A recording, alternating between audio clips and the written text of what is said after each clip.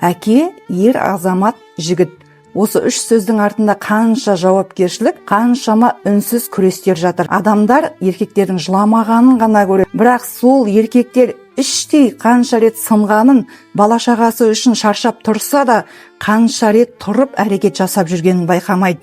Кейбіреулер ер азаматтарды түкке тұрғысыз етіп көрсеткісі келеді. Сенсіз де өмір сүремін деп кеткен әйел бәрібір одан кеткенмен басқа еркекпен барып байланысады. Тіпті кейбіреулері отбасылы еркектерді айналдырып, тағы бір әйелдің бақытсыз болуына кесірін тигізіп жатады. Еркекті құрметтеу оған табыну деген емес. Еркекті құрметтеу ол елдің иесін құрметтеу болып табылады. Әкесі мықты үйде қыз өзін ханшайымдай сезінеді. Әкесі бар үйде ол жауапкершілікті сезінеді.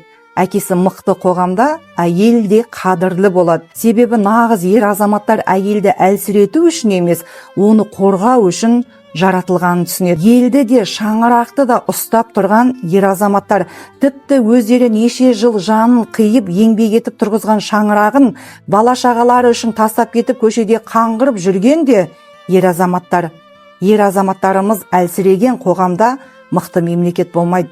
Бүгін отбасы үшін де, отаны үшін де үнсіз еңбек етіп жүрген ер азаматтарымызға, әкелерімізге алғыс айтамын. Мерекелеріңіз құтты болсын.